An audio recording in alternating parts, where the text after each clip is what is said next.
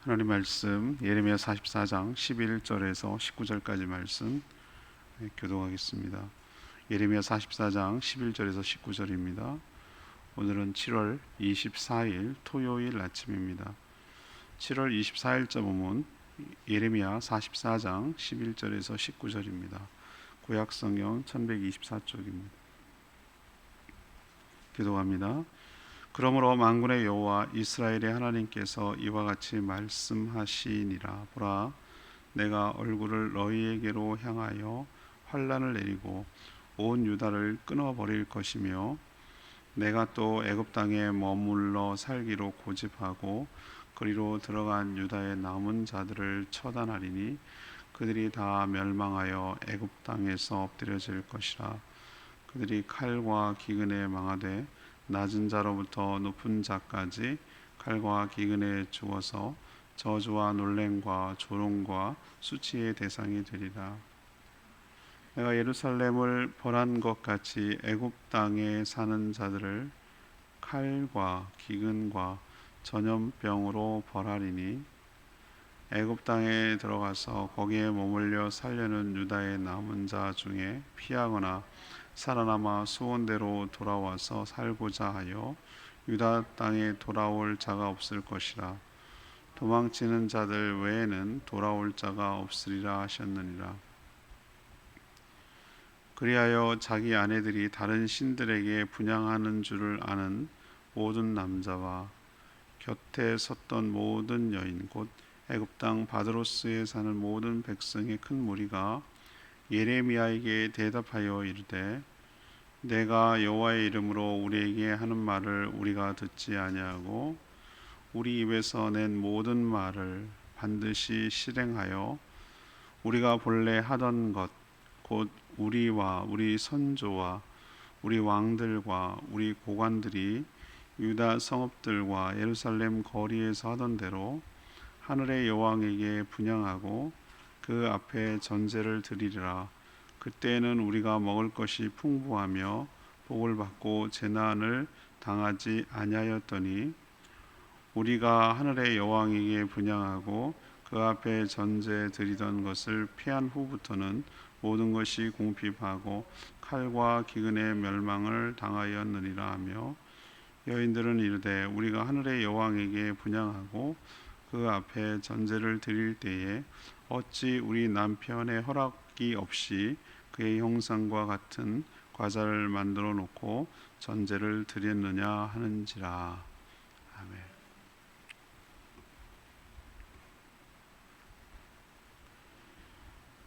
하나님의 경고를 무시하고 애굽으로 도망친 유다 백성들에게 하나님은 예루살렘이 망한 것처럼 거기 애굽 땅에도 심판을 내려 그들과 함께 처단할 것이다 라고 밝혔습니다.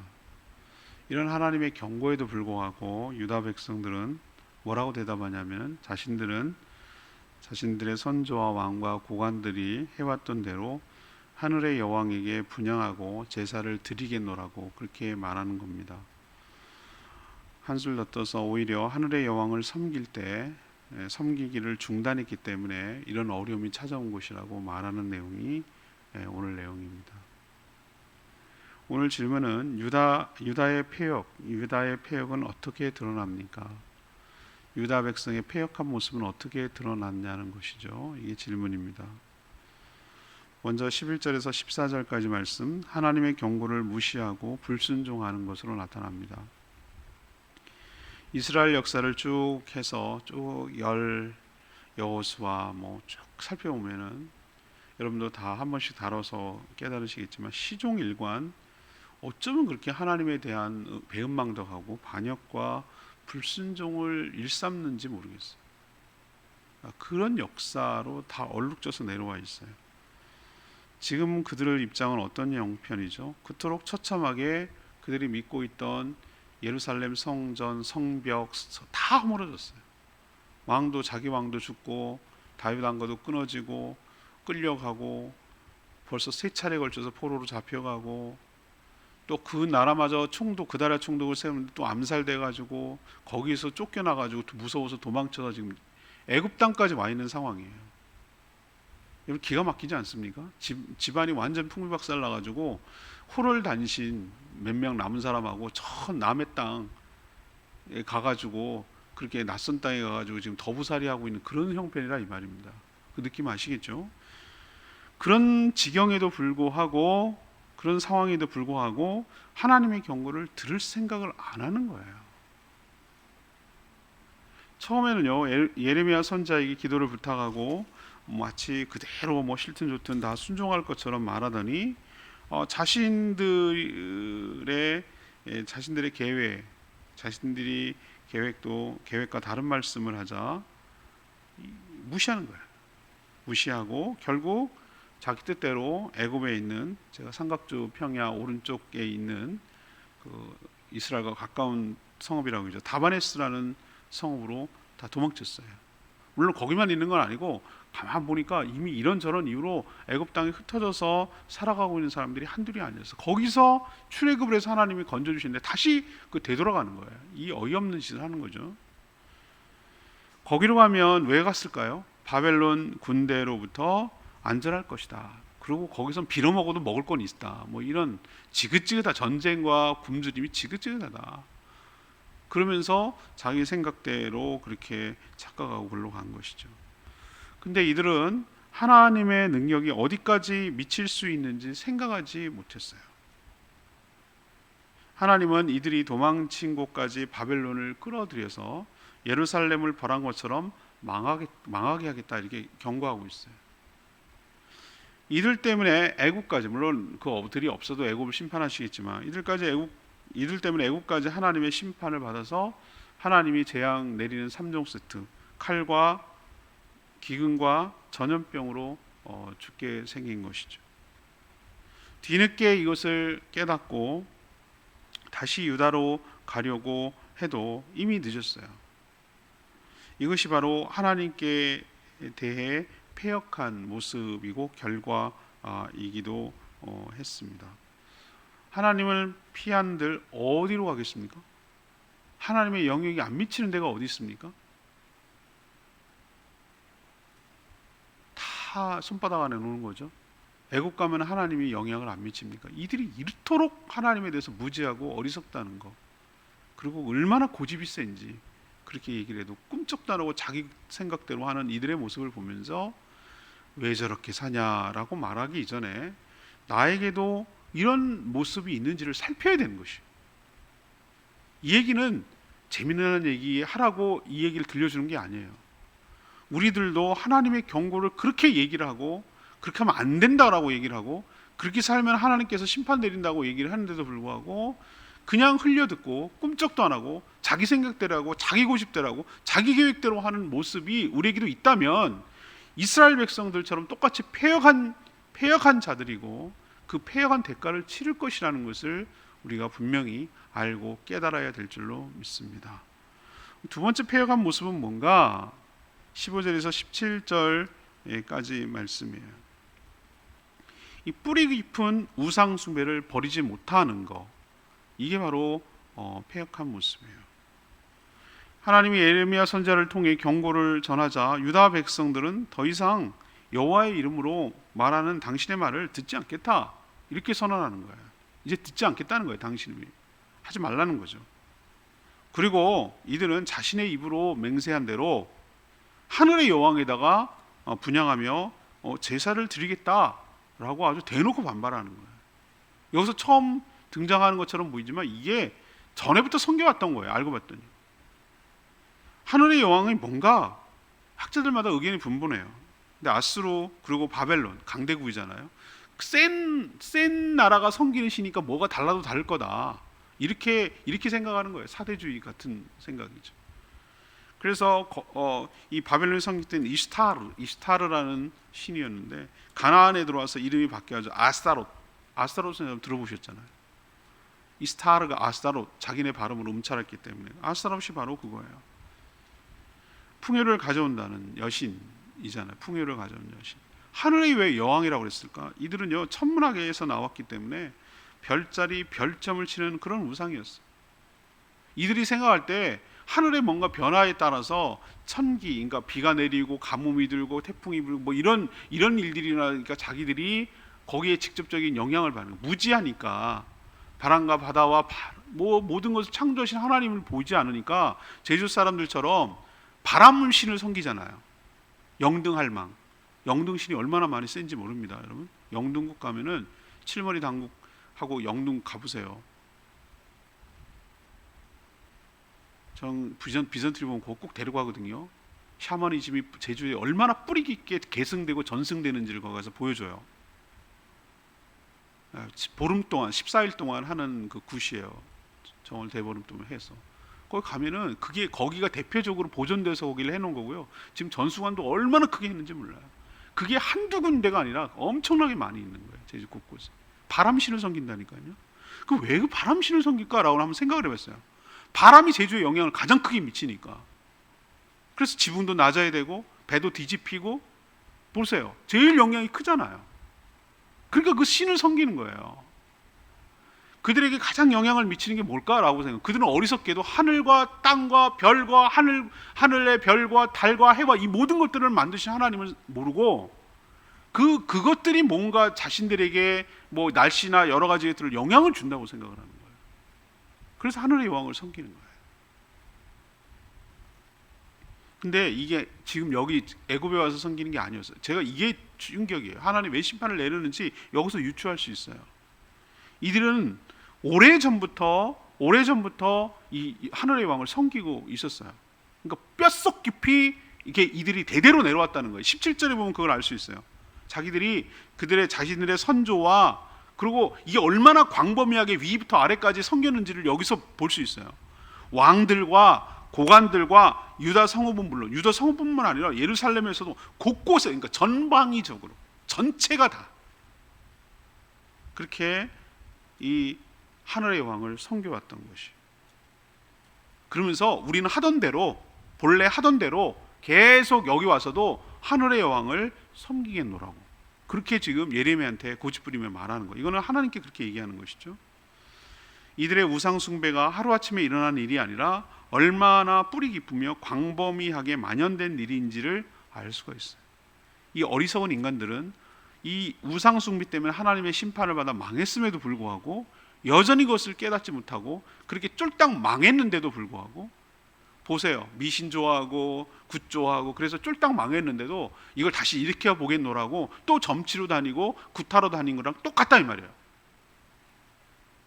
이게 바로 하나님을 배신하고 패역한 이스라엘의 모습이기도 합니다. 근데 우리도 깨달아야 되는 것이죠.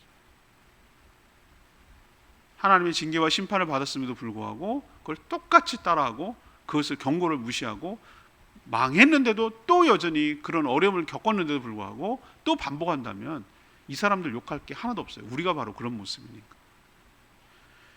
세 번째 패역한 모습은 18절 19절이죠. 상황을 오판해서 분별력을 잃어버렸어요. 유다 백성들은 자신들이 왜 망하게 됐는지 여전히 그 원인을 오판하고 있습니다. 하나님이 예레미야 선지자를 통해서 그들의 조상부터 계속 우상 숭배에 심취했고 또 선지자들의 경고를 듣지 않고 계속 이어져 왔기 때문이라고 말씀하셨는데도 불구하고 이런 하나님의 말씀을 철저하게 무시했습니다. 도리어 한다는 말이 자신들이 하늘의 여왕을 분향하고 그 앞에서 제사를 드렸을 때는 먹을 것이 풍부했고 복을 받았으며 재난을 당하지 않았는데 분향과 제사를 그치자 지금 이 모든 것들이 궁핍해졌고 재난이 닥쳐서 망하게 됐다고 이렇게 얘기하는 거예요. 지금 얼마나 여러분 기가 막힙니까? 점치고 우상하고 이렇게 할 때는 그래도 먹고 살만했는데 내가 그거 버리고 기독교에 들어왔더니만 신이 노예해가지고 우리가 더 어렵게 됐다고 이렇게 말하는 거랑 똑같단 말이에요. 전 그런 사람 많이 봤습니다. 꽝 잡는 게 매라고 하나 걸리라 이거예요. 그 사람은 하나님을 믿지 않아요. 그냥 자기 일을 잘 되게 하는 게 좋은 신이에요. 우리 교회도 있었어요. 그런 분들 왔다가 아니니까 떠나잖아요. 그 사람의 신은 도대체 뭡니까? 나 잘 먹고 잘 살게 해주는 신. 그게 부처가 됐던 그게 뭐가 됐던 간에 상관없어요. 근데 여기 와봤으니까 자기 딴에 굉장히 인내하고 참았나 보죠. 근데 안 이루어지니까 소원대로 안 되니까 딴 데로 가더라고. 딴 종교로 가더라고. 이 사람들 우리 근방의 주변에도 얼마나 많은지 몰라요. 이렇게 생각하는 사람도 굉장히 많아요. 괜히 말이야 종교 바꿔가지고 노여움 탔다고. 뼛속 깊이 샤머니즘이 머리끝부터 발끝까지 있었던 거예요. 그냥 순간적으로 이거 한번 해볼까라고 걸쳤던 것뿐이에요. 그래서 하는 말이 도망쳐 와서 여기 쫄딱 망해가지고 여기까지 왔는데도 불구하고 하늘의 여왕의 형상과 같은 과자를 만들어나 보죠. 그것을 전제로 이제 제사 드리는데 사용했던 것 같아요. 뭐 그 형상이 뭔지는 잘 모르겠어요. 그걸 뭘 밀가루로 만들어서 형상을 과자를 만들어 그걸 분양 그 제사를 드리는데 제물로 했던 것으로 보여요. 항상 제사에는 제물이 있잖아요. 제주도 보면은 그 독특한 여러 가지 상해떡이라든가 뭐 전 그거 유심히 보거든요. 모든 것들이 저게 왜 왔을까? 상에 올린 떡, 상해떡 이런 것들을 유심히 보는 거. 어느 것이 제사상에 올라가나?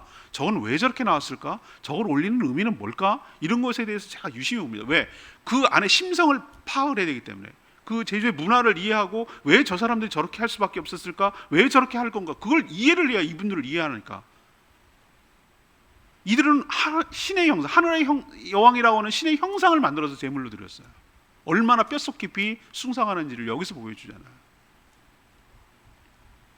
이들은 여전히 악한 영의 눈에 가려서 현재 상황을 오판하고 제대로 잘 판단하고 못하고 있어요. 사리 분별을 못해요. 지금 분별력을 잃어버렸기 때문에 하나님께 취해야 할 태도를 우상에게 온전히 정신이 빼앗겨서 혼미해서 그렇게 하고 있어요. 자, 뒤집어서 얘기합시다.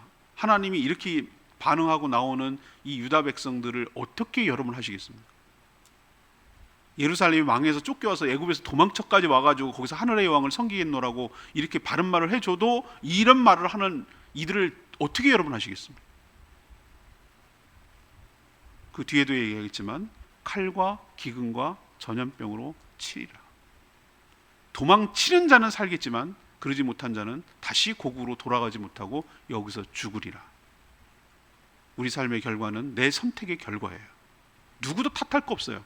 자기가 그렇게 선택해 왔고 그것을 섬겼기 때문에 그 결과를 당하는 것이에요. 이 말씀을 통해 우리는 깊은 교훈을 얻어야 되고, 패역하면 이렇게 되는 것이구나. 사람이 이렇게까지 망가지는구나. 이들이 하나님을 모르는 이방인이 아니라 하나님을 섬겼다고 말하고 하나님 택한 백성이라고 말하는 이 백성들도 이렇게 타락할 수가 있는 것이구나 라는 걸 생각하면 약간 두렵게까지 하는 것이에요. 누가 과연 신앙을 온전히 지킬 것인가? 주님 오시는 그날까지 변질되지 아니하고 신앙을 지킬 자가 누구인가?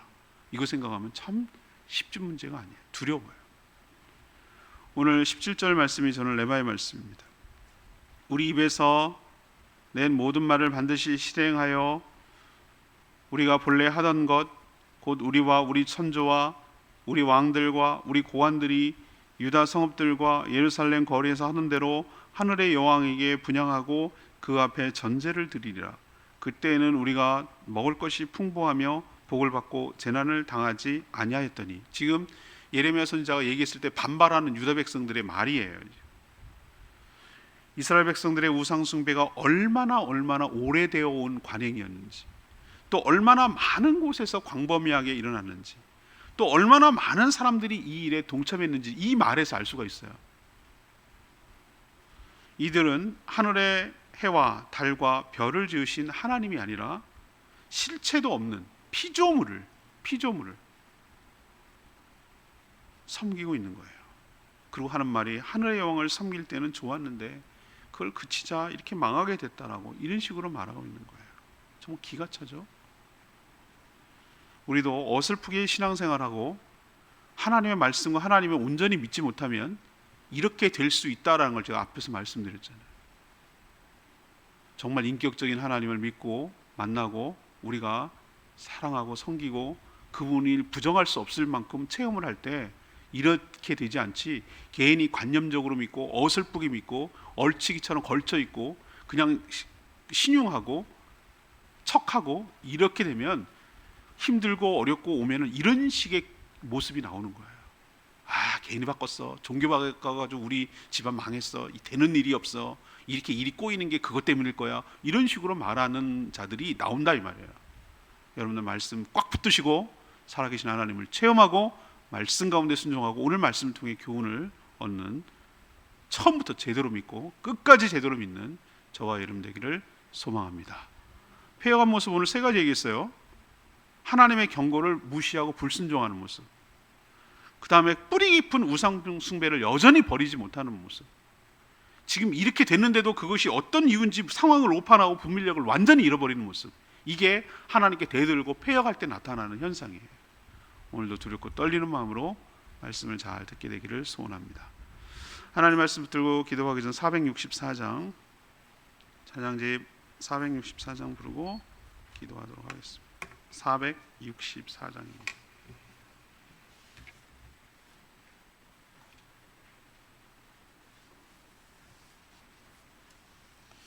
찬양집 464장. 내가 주의 신을 떠나 어디로 피하겠습니까?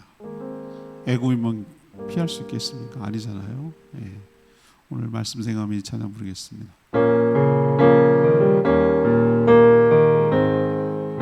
주의 신을 내가 떠나, 주의 신을 내가 떠나 어디로 피하리까? 주는 모든 것 아시오니 어디로 다니리까? 내가 새벽 날개 치며 저 바다 끝에 거해도 어둠도 숨기지 손이 날 인도해. 주님은 내 모든 것을 지으신 분이시니 주님의 위대하심을 내가 고백하리라.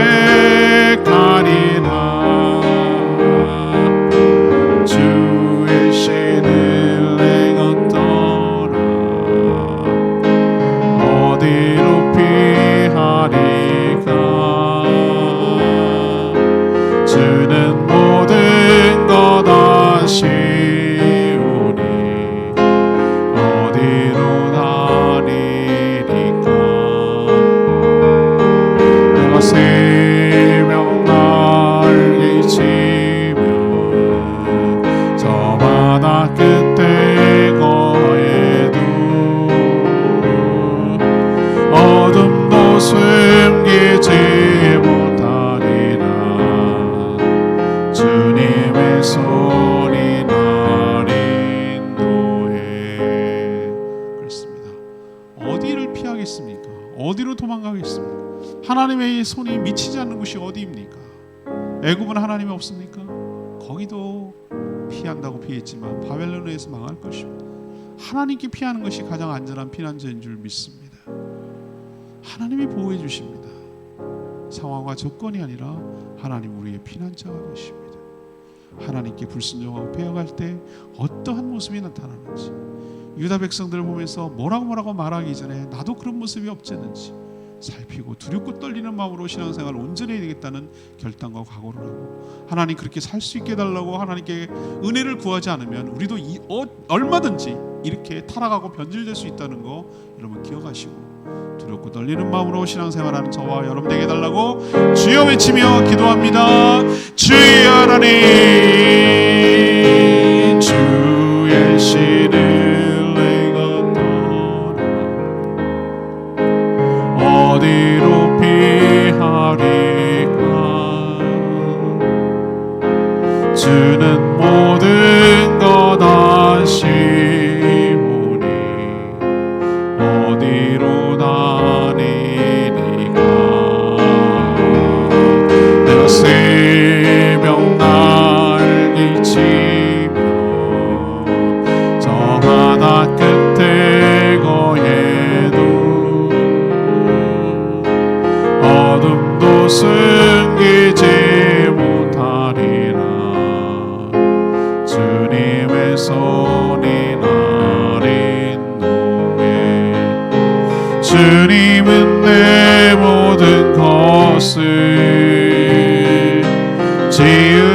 분이시니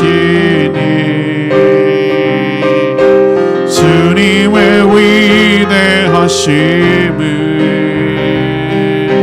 내가 고백하리라. 주의 신을 내가 떠나 어디로 피하리까. 주는 모든 것 아시오니 어디로 다니리까. 내가 새벽 날개치며 저 바다 끝에 거해도 어둠도 숨기지 못하리라. 주님의 손이 나를 인도해. 하나님, 유다 백성들의 패역함을 보면서 참 많은 교훈을 얻습니다. 이들은 하나님의 경고를 두려워하기는커녕 완전히 멸시하며 불순종했습니다. 천지 만물을 창조하시고 인간의 생사복을 주관하시는 하나님 대신 실체도 없고 살아있지도 않은 우상을 숭배하며 하나님의 심판을 자초했습니다. 나라가 망하고 뿔뿔이 흩어져 이방 땅까지 도망쳐 왔음에도 불구하고 여전히 자신들이 섬기는 우상을 제대로 섬기지 못해서 그런 꼴을 당한 것이라고 오판하고 있습니다. 저희들도 이런 패역한 모습, 패역한 자가 될까 정말 두렵습니다. 하나님을 바르게 믿게 하시고 온전히 믿게 하시고 끝까지 제대로 믿게 하도록 은혜를 부어 주시옵소서. 하나님을 경외하며 사는 저희들 되게 하여 주시옵소서. 오늘도 간구하는 모든 기도 주님께서 응답하시고 주일을 준비하는 모든 손길을 하늘의 복으로 가득 채워주시며 내일 거룩한 주일 사랑하는 성도들 온전히 예배를 드리도록 복 내려주시고 하나님이 예비하신 은혜와 축복을 받아 누리게 하여 주시옵소서. 주님 손에 모든 것 올려드리옵고 예수 그리스도의 이름으로 축복하며 기도합니다. 아멘.